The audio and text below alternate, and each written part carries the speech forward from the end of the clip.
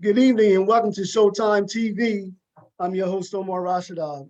This evening, we have a very special guest, and we all have something in common. We are all writers in one form or another.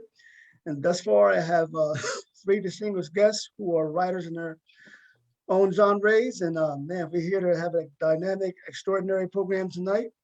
Um, I have Brother Polite Crucial, who is a spoken word artist and an author. I have Keisha Gordan, who's a spoken word artist, and I have a professor, film director, film writer, you name it, Professor Dreher. Ladies and gentlemen, good evening, and thank you for being a guest on Showtime TV. Good evening. Good evening. Thank you for having me. All right. Okay. My pleasure. Always, Omar. My pleasure.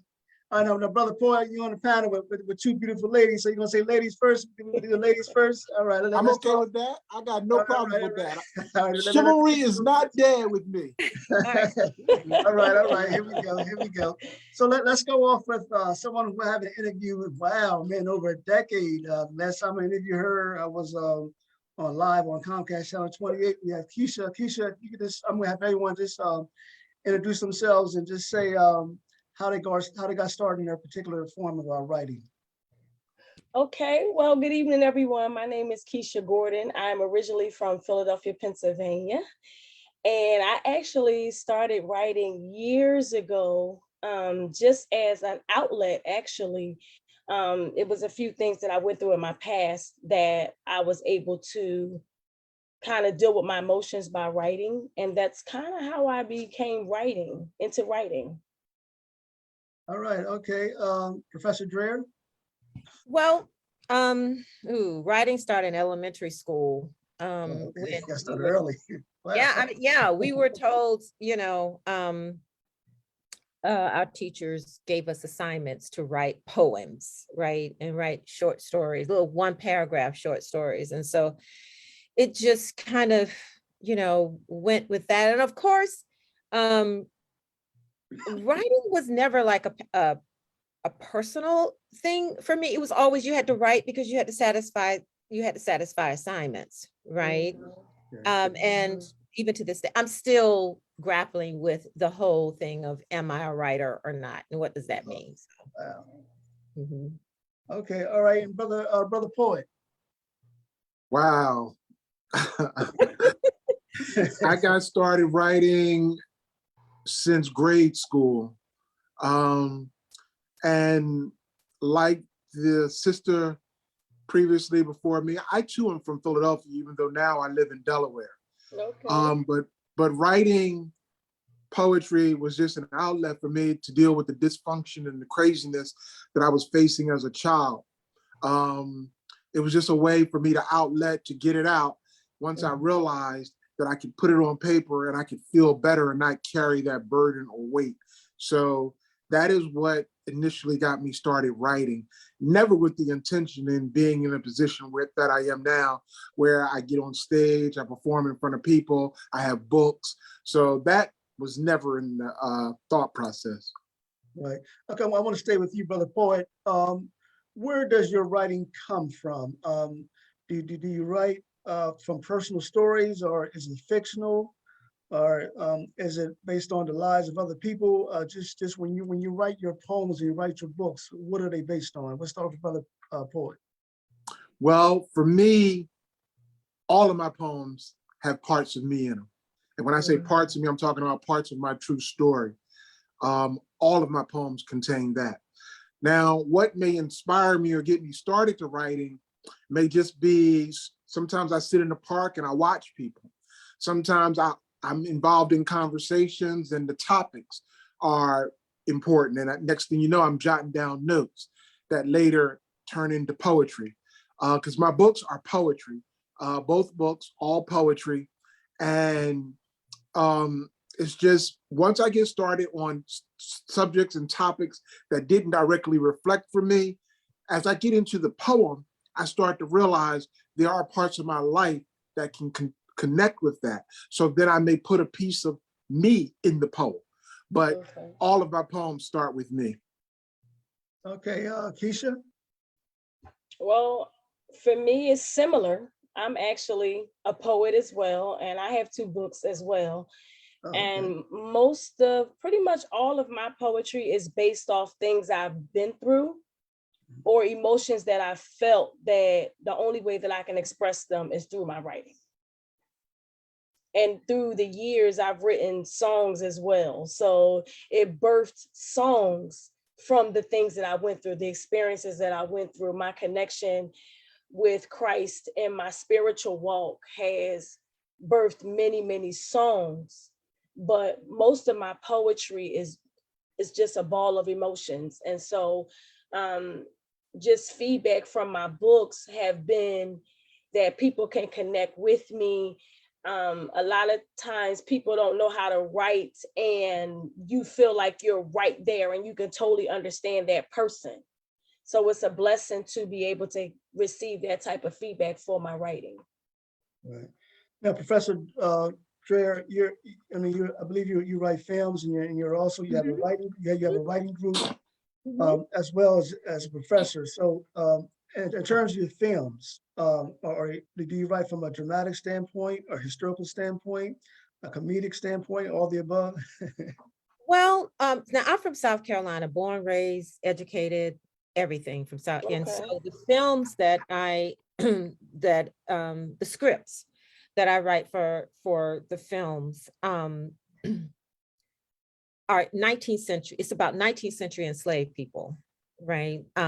This last film, The Bell Affair, is where the film, I co-wrote it with William Thomas, who's the historian, where he did research on African Americans using the court system to gain freedom, because what we know about freedom making has to do with running away, right? Being chased by dogs and everything. But we're expanding the dialogue on that and saying, we went to the courts and there were white lawyers that supported us.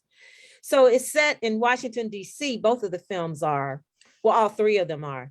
Okay. And so I write from the standpoint, first of all, I write the dialogue that I want to hear. I go, what do I want to see that I'm not seeing? That's what I do. I go from that.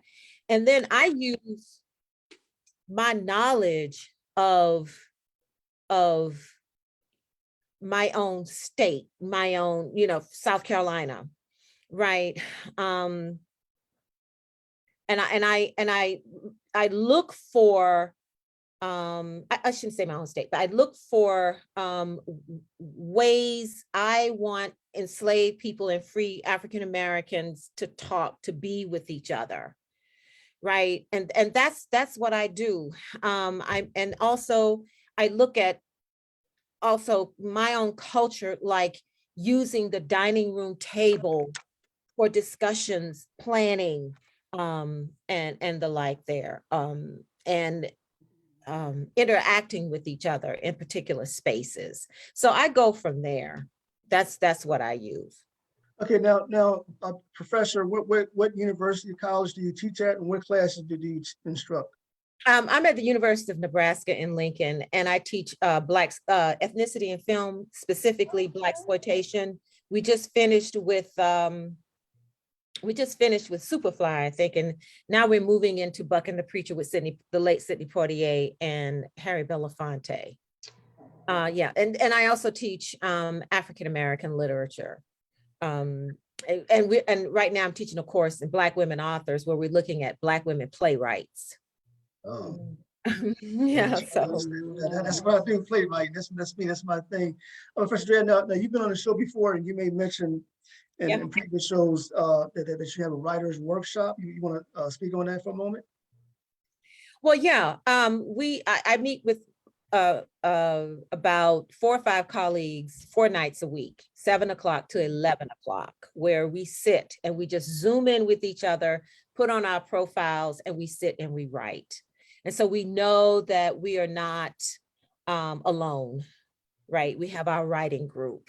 And perhaps probably next year, we're thinking about, it all started because we were in lockdown, right, with COVID.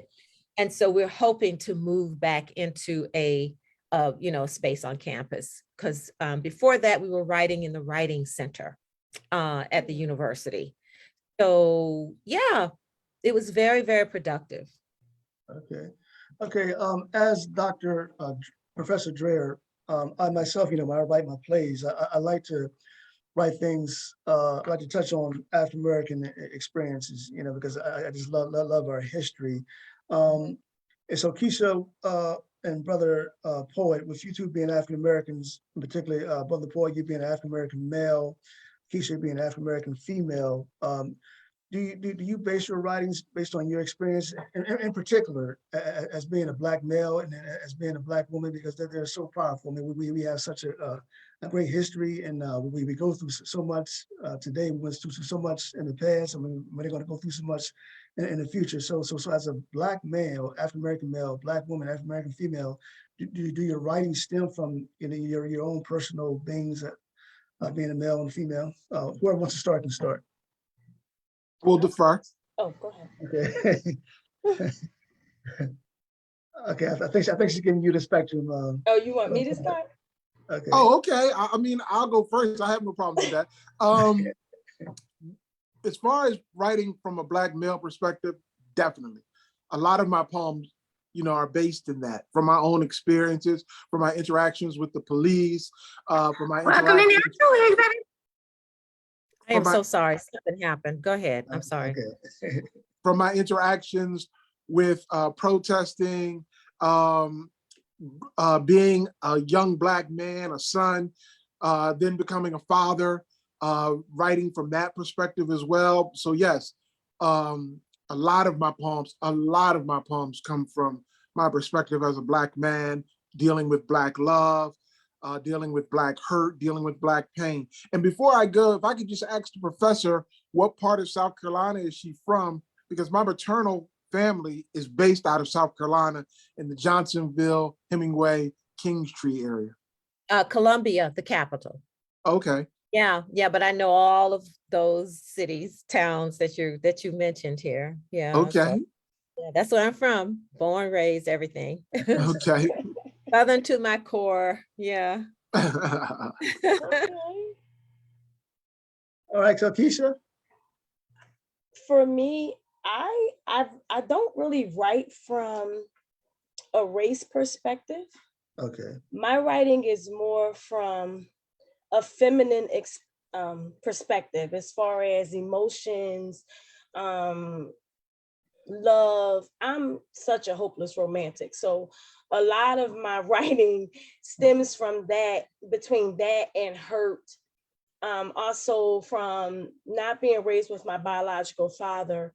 Okay. My life has been a lot of negative things in my life, and I wrote from more of a pain perspective, looking for love. And so a lot of my writing is based between there and also my spiritual walk of finding peace in my faith. When my father wasn't around, my mother dealt with some abuse issues. I dealt with some abuse issues. I've dealt with some race, some rape issues. I've dealt with some incest issues. So a lot of my writing stems from the hurt and the pain of that. And that's what I wanted to address, as far as what I feel and what I want to be better and what I'm looking for and what other people would want that were in the same situations that I were in. Now, just taking what you just said, I'm not sure if did you go to therapy, and was it recommended that you write your feelings with your past experiences? No, actually, it wasn't recommended. That was just something that I picked up just writing. But at some point, when I was released from my abusive marriage, I did go to therapy. Okay. And that helped a lot, but it helped more for me to write. They say that sometimes talking to a stranger helps, but sometimes it doesn't. Right. Because even though they have their degrees and different things like that, sometimes a person can only understand you when they've experienced what you've experienced. And so the therapy only helped me to an extent. Right. but writing helped me more because I felt like God understood my heart and the pain that I was going through and the growth that I wanted to get to. Because one of my prayers was, God, don't let me be bitter. Right. And I did not want to be bitter. It's so many men and women that go through abuse issues and they're bitter and they're angry at the world and they're angry at the opposite sex for forever. And that was one thing I did not want to be. Right, right.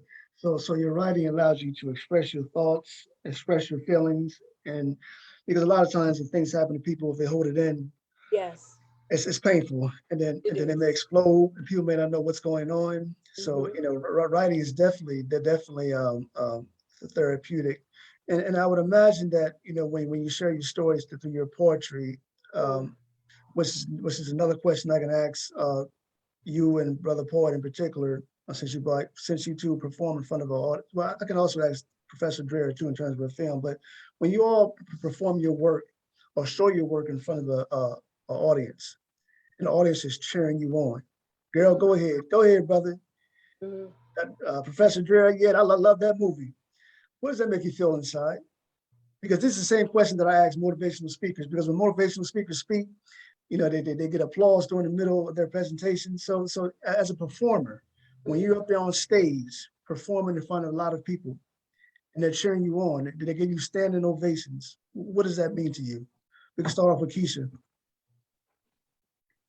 For me, um, it's an honor. It's an honor because to me, it felt like people understood where I was coming from.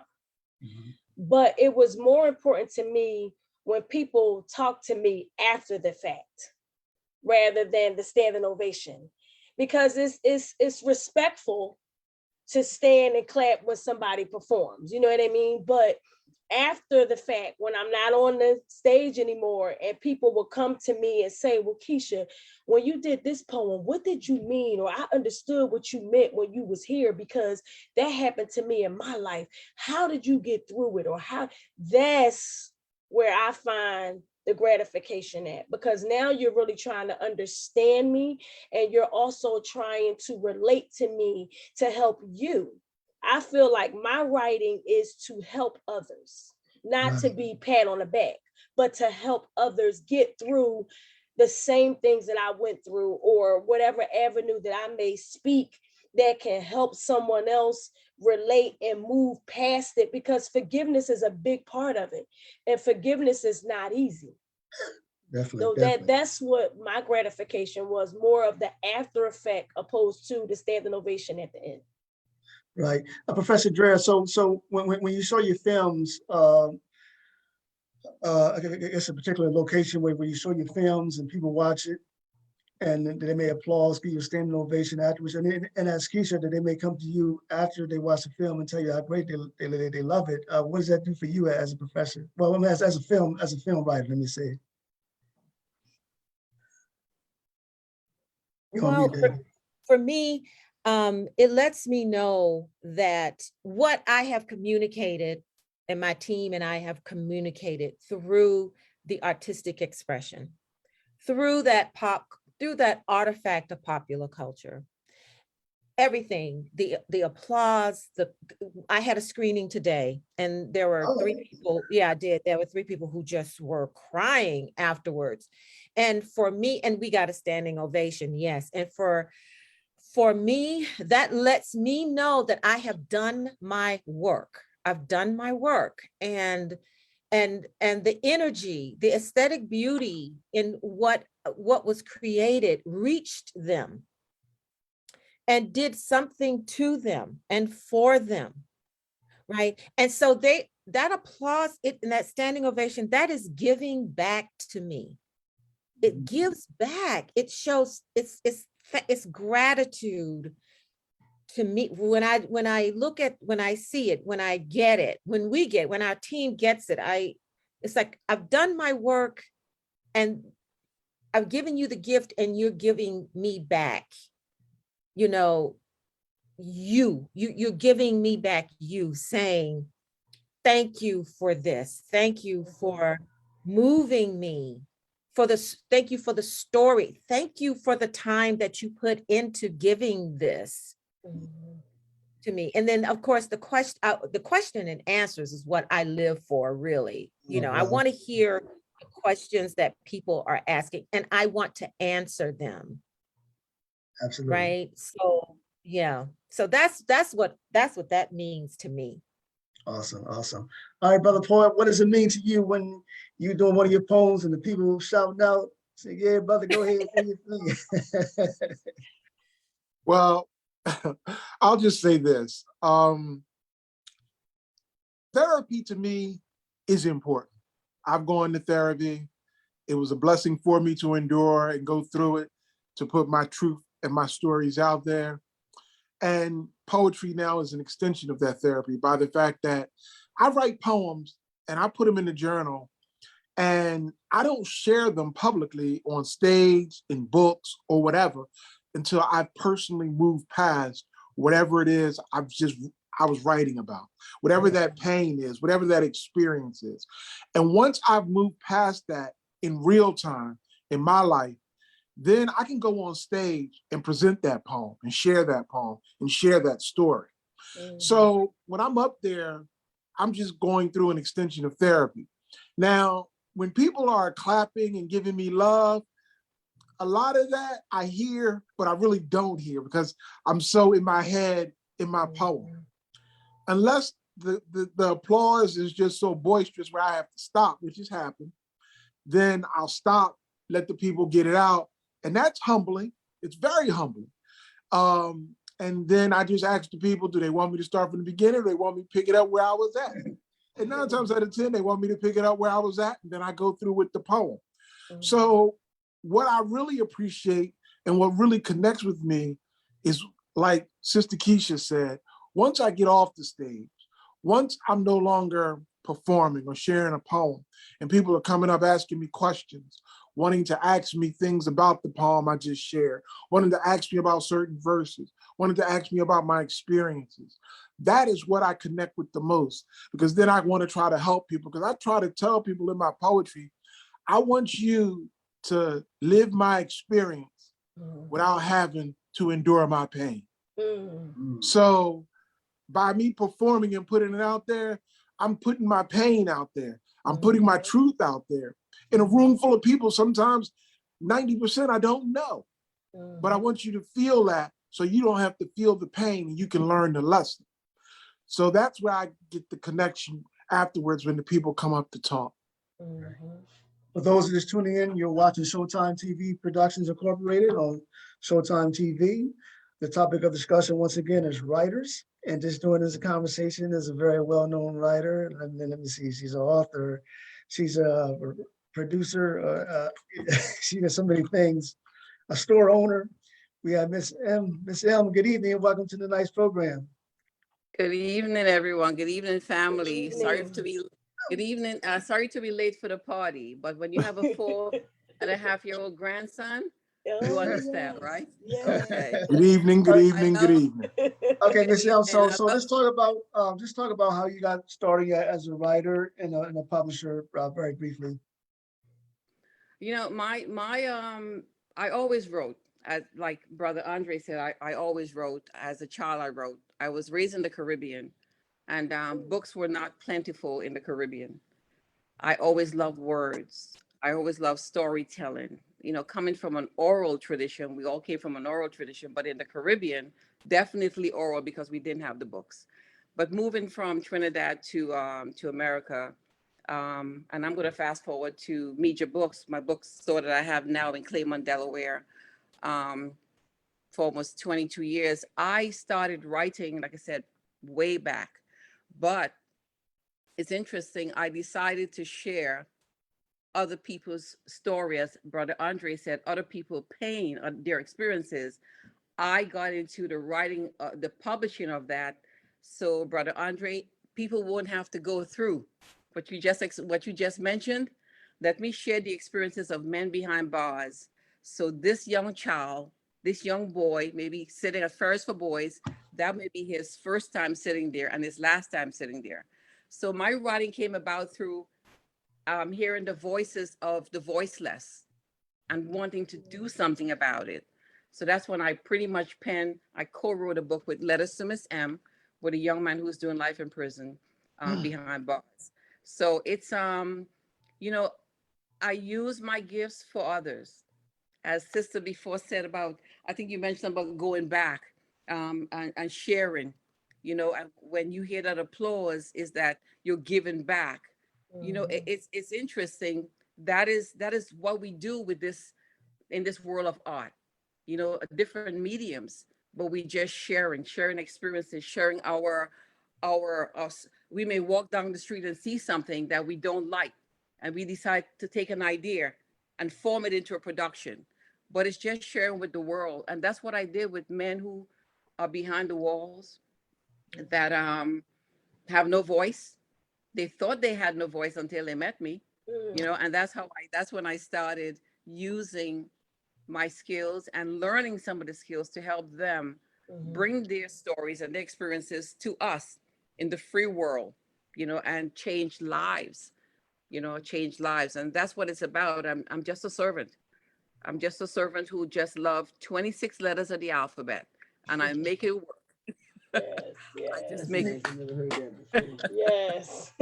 Miss El, when I first met you, you were at the Tri-State Mall. And one of the things that you've done since you've been at Tri-State Mall, and you got your bookstore in Claymont, Delaware, you also have your bookstore in Chester, Pennsylvania. You have always given an opportunity for beginning writers or just writers in general to have their books published. And I tell you, getting your books published is not an easy thing. It's trying to find a publisher, as you know, as everybody else in this panel know. And number one, it's very expensive. Number two, find someone who believes in your writing. And some people do self-publishing, but talk about the significance of why you have given others a platform or opportunity to have their books published, and how does that make you feel individually producing someone's first book?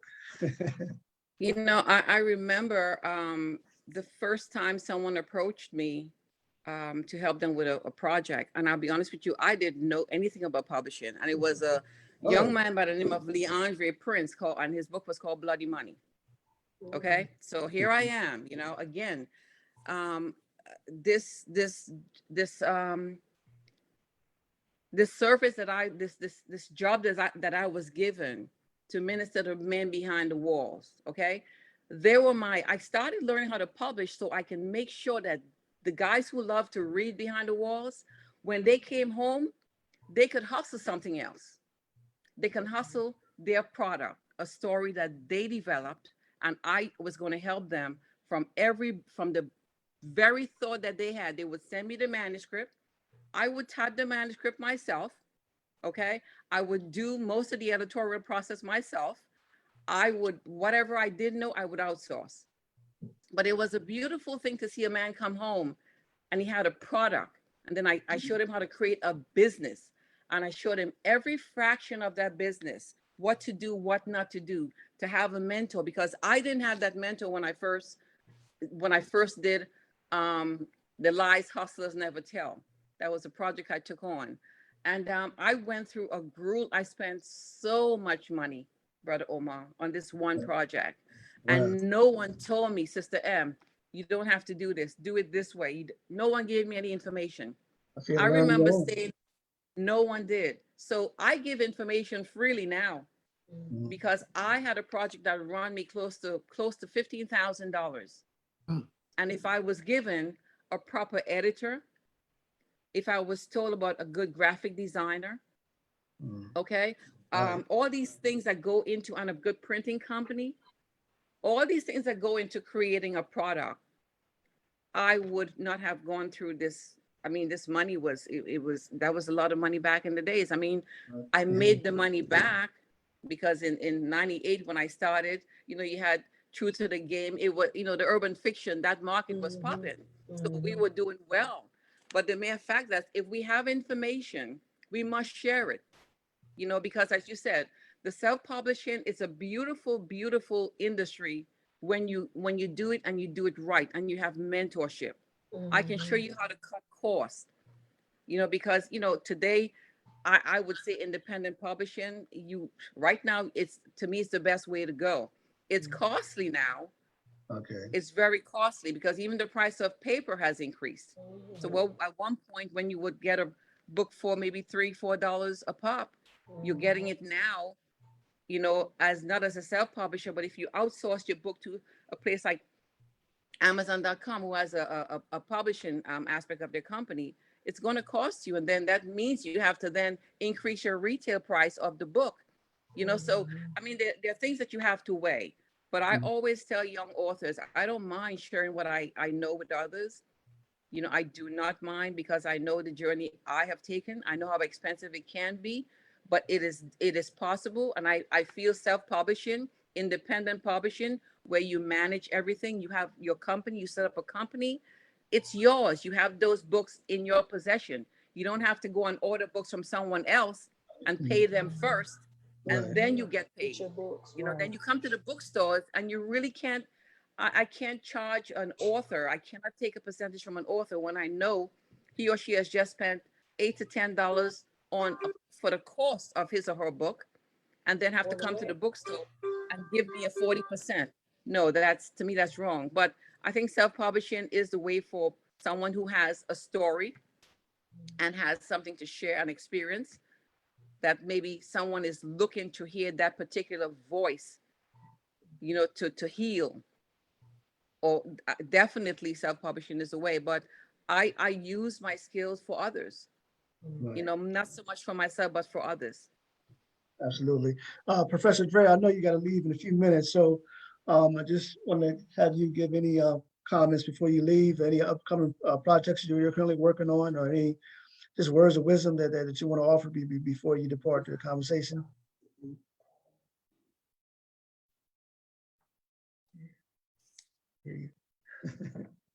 I There you just go. submitted, I submitted a grant last week, 2 weeks ago, for funding for my one-woman show that is set in South Carolina that deals with colorism. In our colorism in our community. It also deals with the mother-in-law, daughter-in-law conflict, Oh, and okay. as well as how when the nation moved from um, arts and crafts, vocational arts, to retail, because my lead actor is a seamstress. It's a one-woman show, and she's talking about how she learned to sew, and everything. And so that is definitely set in the South, and that is all of my knowledge. I just poured, you know, my knowledge into that, and all of the social mores of of where I grew up. So that's on the horizon now. We just finished production on Michael Shiner, who is an enslaved person who wrote a diary and kept up with his life for 60 years. And we went to see the diary in the Smithsonian. No, not the Smithsonian, I'm sorry, the Library of Congress. Oh my God, it is just gigantic. And he writes in cursive. It's just, and I'm sitting there, I'm like, I can read this. I can read cursive, right? Because now students are block printing, right? They're not, Right. penmanship is just gone out of the way. And Right. so, yeah, so that's, we're in post, and so we're now marking out our next story on Charlotte Dupuy, who sued Henry Clay for her freedom through the court system. So we're looking at, so that's what's on the horizon for me. And then when after, you know, after I do what I have to do this evening, I've got to come back and grade papers. You know, you have to take care of the day job. That's just the way So that goes. you got a busy day. Yes, and I really thank you so much for this platform, Omar. This is just wonderful. Yeah, we got this. Okay, so contact information for those who may want to contact you. Okay, I put it in the chat for you. Okay, great. All right. Okay, and then while Professor Dreher is doing that, as she's about to close out, Professor Dreher, I do thank you for once again for being a guest. You know, there's going to be other shows in the future. Yes. Thank you So so much for inviting me. I really appreciate it. okay, Thank no you. problem at all. No problem. All right, so I want to ask the three, Miss M, Keisha, and Brother Poet, two-part question. What would you say are the challenges of writing, and what are the rewards of writing? Whoever wants to go first can go first. Well, I'll say this. Number one, as an artist, I think the highest compliment that you can give an artist is to be inspired to create, whatever that is that you do, whether it's visual art, writing, production, plays, movies, to be inspired, number one. Then number two, in regards to writing, I believe that when I'm not inspired to write, I read, because reading helps to take me different places, spark imagination. And if that doesn't work, sometimes all it takes is to sit out in the park and watch the people and watch life. So I'm inspired to write by those type of instances, encounters, experiences. And, you know, a lot of people say they have a hard time sometimes being inspired to write. I feel very blessed and fortunate that I don't have that kind of block hit me. If anything, a couple of times when I had a block, if you want to call it that, I wrote a poem about having writer's block, which then in turn seemed to open the spigots and the faucet to where all these other poetic ideas came out. So I just believe you have to just sometimes be patient, sit still, and listen to the universe and watch your surroundings to pay attention to the signs to then in turn be inspired to write. All right. Okay, anyone else? Well, I do agree with Brother Andre as far as inspiration. You have to have something to inspire you to write, whether it's pain or joy. You have to have something to inspire you to write. I also agree with him that one of the main challenges can be writer's block. Sometimes for me, I would get so involved in my emotions that I couldn't write it down at the time. I had to wait until it leveled out in my mind, and then was able to go back later and write it down. I was one of those people where a lot of my writings came to me when I was asleep. So weirdly, I would wake up out my sleep, and I used to keep a pen and a book right by my bed because I never was a dreamer. So it's only maybe I can count a handful of times in my life that I've had a dream or a nightmare. So but my writings always, most of the time, came to me at night, and they would wake me up and I would write it down. So I don't know if that would be an inspiration, so to say, because it woke me out my sleep. But like I said, a lot of my writings was based off my emotions. So we all know that once you lay down, that's when your body settles. So I think that that's why my writings started coming to me when I was asleep, because that was my settle point. During the day, I'm crying or dealing with my emotions, learning how to forgive, learning how to accept being forgiven for the things I've done wrong or the things that I thought I took part in, or, forgiving myself was a big deal for me, because a lot of things happened to me when I was really young and I felt like it was my fault, which in reality, it wasn't. So learning to cope and deal with those things, I did a lot of crying. So when I settled at night, I think that's when my mind settled. And then I was able at that time, that's when things poured to me. And then I woke up and wrote down. I think one of the main rewards for me as a writer has been the ability to get it out, cope, forgive, and move forward. Because if you can't forgive and move forward, then you stay in a place of blockage, period. And you can't move past it. So it's been a reward for me being able to get my emotions out. Everyone doesn't have a support system. Everyone doesn't have somebody that they can trust with their vulnerabilities to talk about it. So my pen and my paper was my trust. That was my place. That was my peace. And so that was the biggest reward for me. And then once I built my spiritual life and my spiritual relationship stronger with the Lord, his peace just overtook all of that and just made it all well worth it. Because then at that point, now he brought understanding to me. A lot of things I wrote back then, I didn't understand. But Right. now I can look back and I read my book sometime and I'll be like, wow, I wrote that because it blows my mind where I was at that time. Also, So okay, growth, yeah, growth is the reward for me. absolutely, absolutely. Miss Sam, what's the rewards and challenges of being a writer? Or Oh my in your case, goodness. in your case, also being as a publisher as well. I think the rewards is for me, I'll go with rewards first, is seeing the change in people's lives, you know, seeing their growth, confidence, understanding their worth. Just because you were in a 6x9 doesn't mean that you don't have value. You do have value. So it's just seeing them blossom and seeing them take my advice and putting it into play and actually being vulnerable and trusting me, you know, and seeing these men writing their experiences and later on becoming businessmen and businesswomen. So I think that is my greater reward. And to see someone walk into the store and they have this smile on their face and you have never met them personally, but you know through spirit who they are. So that's the reward. I think what is important, the challenges of writing, you must know your craft. Know the craft inside out. Study the craft like anything else.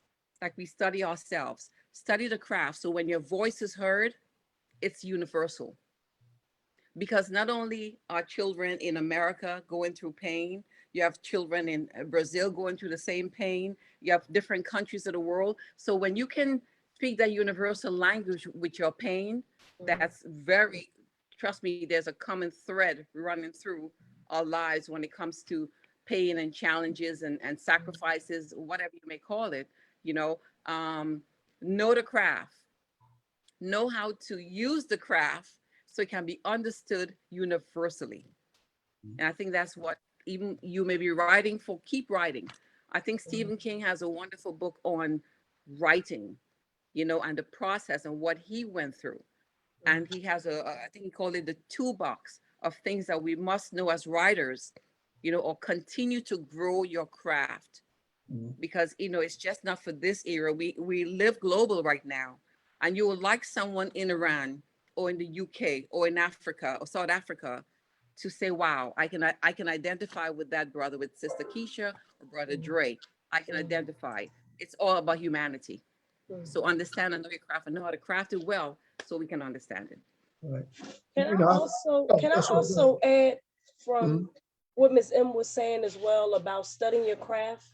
Right, sure. Also, that's a challenge as well, because learning how to trust yourself also, I think, is part of the challenge, like what she was saying about studying your craft and not being afraid to be who you are. A lot of people don't know that it's okay to be who you are in your writing. Your writing is you. Your writing shouldn't be based off what other people think, so to say. You have to have the ability to be confident in yourself to be able to do that as a writer and not worry about what people think, so long as you're not being disrespectful or judgmental or anything like that, but being free to be who you are and be okay with yourself. And learning that craft teaches you self-love. Because when especially like with me, writing from a point of pain, self-love wasn't in there because I didn't know how to do it yet. I had to learn that over time. But being able to still have enough confidence in myself to write on paper what I felt was important. And I think that what she was saying about studying that craft, that's a big part of it. Being able to be free to be who you are in your writing. And don't try to be like someone else. Just be your original person, whoever you are. Absolutely. Like you said, we all have our own experiences. So that is absolutely true. You know, I think that one of the rewards for writing are book signings because it's as you spoke earlier about people coming up to you personally and expressing their thoughts of your work. I'm not sure if has any one of you have a book signing with the books that you wrote? Yes. No, I haven't. Okay, Brother Dre, I want to start with you and ask you, what is it like? Man, you sit behind that table, you got that book, and people bringing that book to you, and you sign your autograph, and people just give you all kind of compliments, or if they haven't read the book, I look forward to reading your book. I mean, what is that feeling like when you're sitting behind a table and you're signing autographs and the people got their cell phones, they're doing like this, you know, taking photos of you. I mean, that must be an awesome feeling, man. Well, I mean, it may not be. I don't know. I'm just it's all good, brother. It's all good, brother Omar. Um, but it's a humbling experience, number one, because the production, everything is about you, about your book. right. When I did my last book signing for my second book, we had a red carpet. There was the big backdrop. Okay. That was the image of the book. That was the image of the book cover that people could take pictures in front of. And, you know, my second book, the book cover are images of me in it. So, you know, to see the big backdrop, to see the books with me, is just very humbling.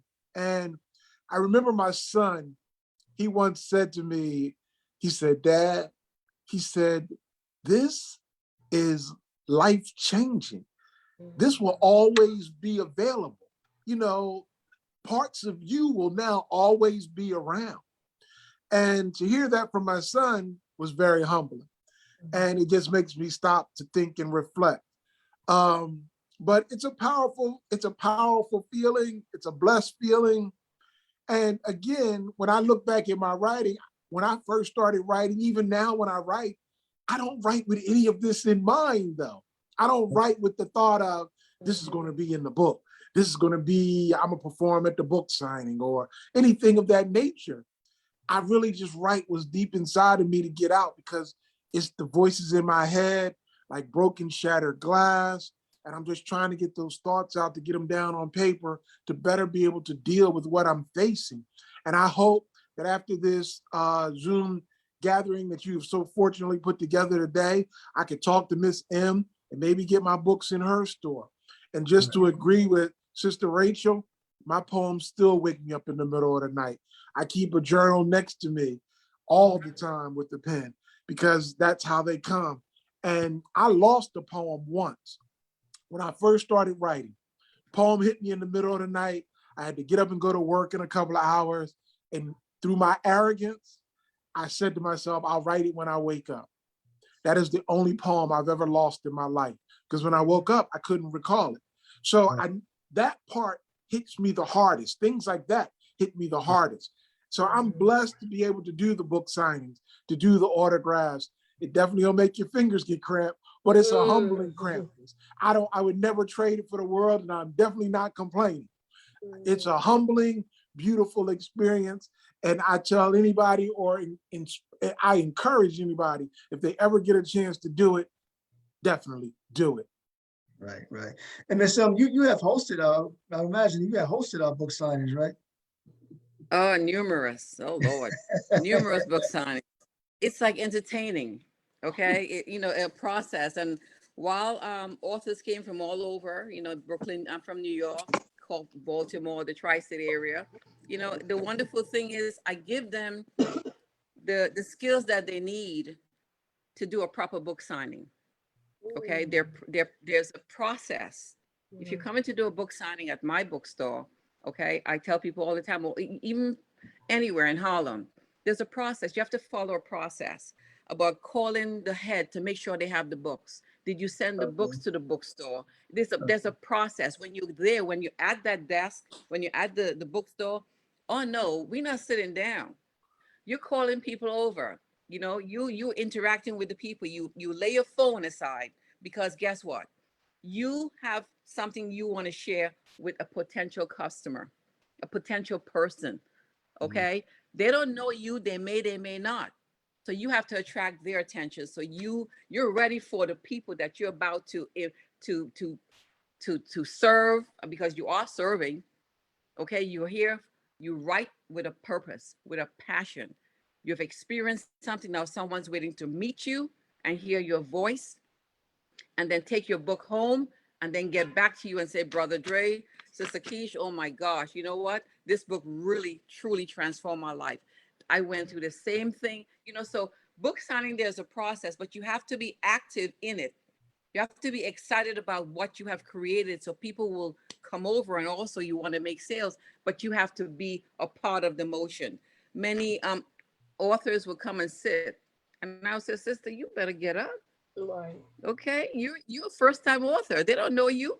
Right. You make yourself known to them. Right. But it's the So I process do. that we have to Right. follow, because right now it's so competitive. You're an independent publisher. You don't have a deal with Simon and Schuster or Random House, where they have your books, and they are your distributor. You are everything to your product. Mhm. Everything to your product. So there's a process. But I've hosted many. I'm getting myself. It is. I'm not only hosting. I'm teaching. I'm training. Okay. I'm training young authors. When they go out, they represent their product well, very well. Represent what they have worked so hard for, and especially that I have to, because remember, I'm sending men who were behind the walls. Right. At that Back in the days, I was sending them to Barnes and Nobles, to Borders, and to do book signings. So I had to prepare them the right way, because when they tell their story freely and openly to this manager, and sometimes there's a stigma when it comes to guys behind bars. People they always want to pull us, keep them in the past, and not say, wow, you know what, this child has changed. He's an author. Excuse me. 1 second, sweetheart. So let's give him the respect. But there's a process, and I share out pamphlets with people of how to do it, how to set up your table. I rearrange authors' entire table. I really do, because I want you to be successful. And presentation is everything. We all know that. You want it's an attractive table. right. One of the things that impressed me about you, you mentioned Borders Bookstore, and I know here in Newcastle County, Borders has closed.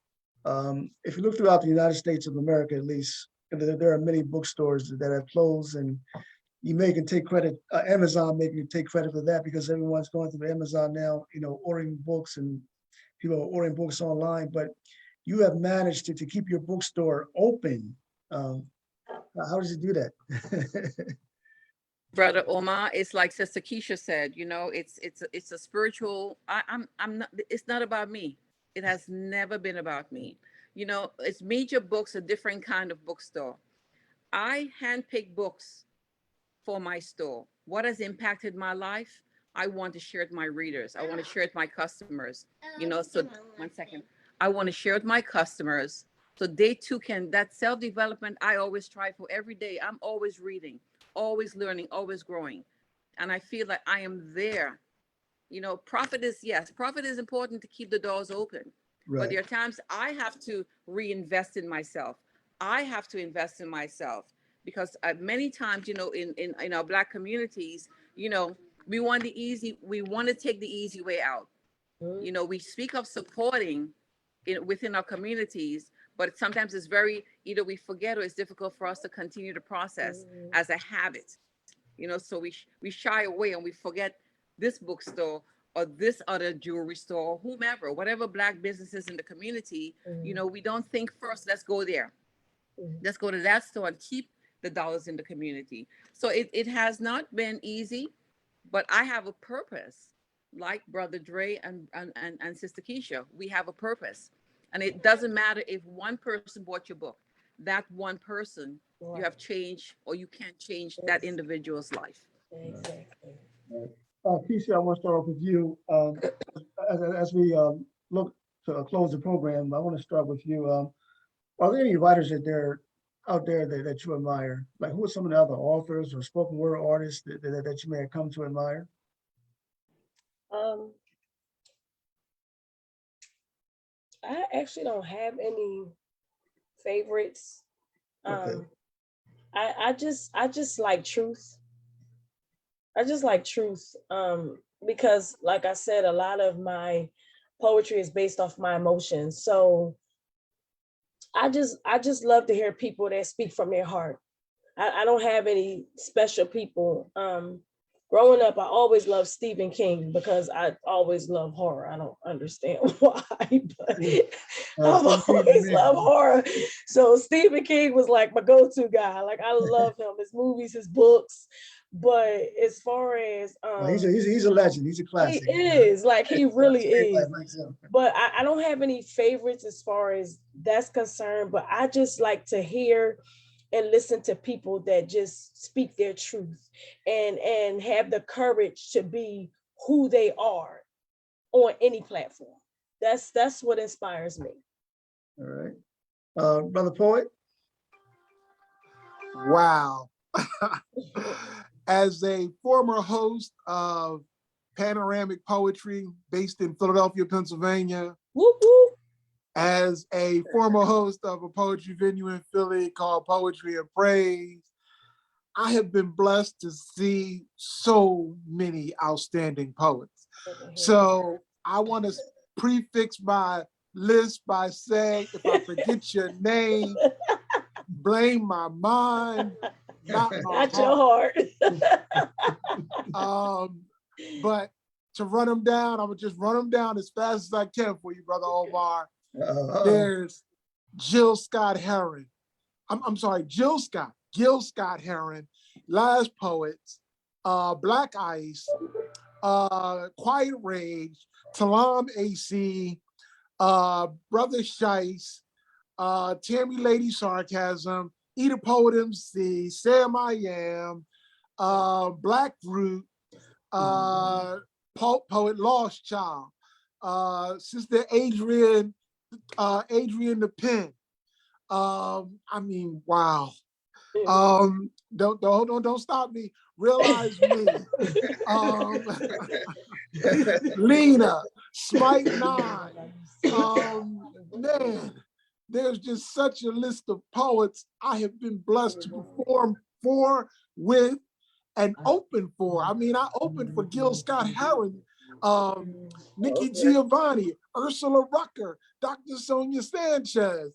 So, I mean, to actually sit in the room and be the poet that opens for them, or just to sit in the room and soak in the poetry they're laying out to you as an audience member is very humbling, very blessing. And I'm sure I'm going to get many lists of people reaching out to me. You didn't mention me. Brother Vincent Q. Oh, man. And I know I'm starting to get a lot. And I know that there's so many more that I've seen and I've heard and I've experienced. So please blame my mind, not my heart, please. Absolutely, absolutely. All right, Miss Young, who do you admire? Listen, Brother Dre, I'm too old for all those names, okay? I can't remember too many. Actually, I was texting Brother Jay those names as he was talking, so I'm cool. But I'm with you. I am with you. But listen, I think there are two brothers that I truly greatly admire in Delaware, and they have been such a strong supporter of Meet Books. And me personally, I consider them my brothers, and it's the Twin Poets. How can I forget the Twin Poets? Oh, I text you. Then you should look at the text, man. Look at the text. I'm only kidding. But what I must say with Keisha, Sister Keisha, you summed it up so beautifully and eloquently when you said the truth. I look for the truth. You can feel the truth because the truth is what sets your soul free. And the truth is what say, wow, you know what? I just listened to this young sister or brother and I feel changed. It's like someone walking to my door at the bookstore.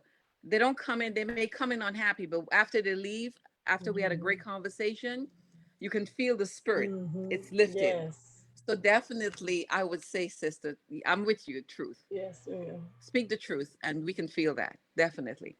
I'm so sorry. Thank you, Sister M, for mentioning the twin poets. I mean, there's Lamar Hill, 13th of Nazareth. Look, Oh he's man, I still could just go on. I mean, I have been so blessed when it comes to this poetry. And Mhm. I don't want anybody to feel slighted if I didn't mention your name. Like again, just blame my mind, not my heart. Because I have been fortunate to hear and see some powerful, powerful poets. All right, everybody. So we're gonna close the program out. I want each and one of you to end this with Brother some. Omar, what about our books? Can we share? Oh, yeah. You give me closing comments, how people can contact you. If you want to say a poem or whatever, please feel free. So let's start off. He got his books up, so let's start off with Brother Poet. Well, this is my first book. Awesome. This is called Selfless Letters, Caring Desires, Scorned Egos. And this is my second book. And this one is, the imagery is me on the cover. And this is Unrequited Verses, Honest Deception, Painful Growth. And I would love to be placed in Miss M's bookstore. So if she gives me an address to send them to her, I will. She can read them. And then if I qualify, hopefully she'll put them in. And I have extra books as well. If you want to reach me, my email address is crucialpoet, all one word, CRUCIALPOET @yahoo.com. And I'm on Facebook, which is facebook.com/Poet Crucial. And the Unrequited Verses book has its own Facebook page under the title Unrequited Verses. You can reach me at any of those mediums. Awesome. All right. So Keisha, how can we contact you for those who may want to purchase your book or just network with you? Well, here's my first book. My first book is called Inner Thoughts and Emotions. Awesome. And my second book is called Thoughts Are Creations. And those are my three boys. They kind of inspired me with the second book. They have been my lifeline because I was a single parent through all my children. So they have truly given me strength and the ability to push forward with these books. So if you are interested in contacting me, you can reach me at G_Keisha, KESHA @yahoo.com. And my phone number is area code 904-383-6915. All right, Miss Young. So where's the bookstore? Any closing comments? Yes. Well, first, brother Omar, thank you very much. You know, you've always given me a voice on your platform, and I greatly appreciate it. You're welcome. And much respect. Thank you all. Greatly appreciate it. You know, of course, the bookstore is located in Claymont, Delaware, 2083 Philadelphia Pike. And I placed my information for Brother Dreher and Sister Keisha in the chat, along with my mobile number. Yes. So please, you know, reach out to me, and I would love to, you know, definitely, Brother Dreher, get your book on the shelf. Keisha, the same. You know, going forward, I have some ideas. I kind of slowed it down a little bit because, you know, it's, again, having a bookstore and having 20 zillion things to do, you need the right team. And sometimes when you don't have the right team, you have to kind of, you know, you got to take it easy. So hopefully I can get myself back on track whereby I can have the events that I usually would have almost every other week and expose writers and poets and various authors and musicians and singers, you know, to the community, and, you know, keep art alive, really, because I thrive for that. I live for that. Definitely. All right. Definitely, Brother Omar, I just want to say thank you for having me, man. Thank you for putting this together. Thank you for, you know, allowing us to express on this platform. And I look forward to getting that information. And I'm going to send you whatever I have to send you so I can get in the bookstore. I'm definitely going to follow up on that. All Omar, right. I'd like to personally thank you as well. Like we said in the beginning, it's been so many years since Omar and I have actually chatted, but I feel honored and privileged, and I really bless God that Omar thought to even include me. It's been 12 years since I moved from Philly, but before I left, Omar, his little shindigs is a lot of what pushed me out there. He would call me and I would go and do spoken word for him. And when he had his Christmas themes, I would come. Omar, do you remember years ago you had called me and you asked me to write a poem because we was doing a Christmas native Okay. something for the kids? Do you remember? Okay, no, And that's you asked me to write one just specifically for that event, and I came and I spoke it for the kids, and it was really okay, inspiring. But okay, I wanted to okay. just take the time to thank you for even wanting to allow me to be on this platform with you all. It's truly been humbling. It's a blessing. Thank you. Well, I thank you And all for coming on, you know, because without no guest there's no show. We all writers, so it's networking, it's coming together. And so Keisha, I would encourage you to see if you can have your books at Miss M's store as well. You know, Okay. although you're in Florida, you know, like I said, it's about networking. We as writers, we're family. So I thank you all for being a guest. Definitely. brother Omar, one thing I just wanted to say for you and Sister M, because I know that Keisha's in Florida, but this Saturday I'm going to be at the Route 9 Library Black Okay, Box yeah. Theater, and that's located at 3022 Newcastle Avenue. It's a Meet the Authors and Artists event. So I'll be there Oh, with my books, with a table, and if you guys are available this Saturday between What time? 11 a.m. 11, okay, 11 a.m. and 2 p.m. okay. I'm gonna try to stop by. All right, for those who are watching the audience, Definitely. please like, subscribe, and share. We gotta do this again sometime in the future. All right, thank everybody for coming on. all right. Thank you, Thank thank you, y'all. thank you. Have a blessed night, Thank you guys. very Good night, much. good night, good night. Thank you. Take care. Blessings.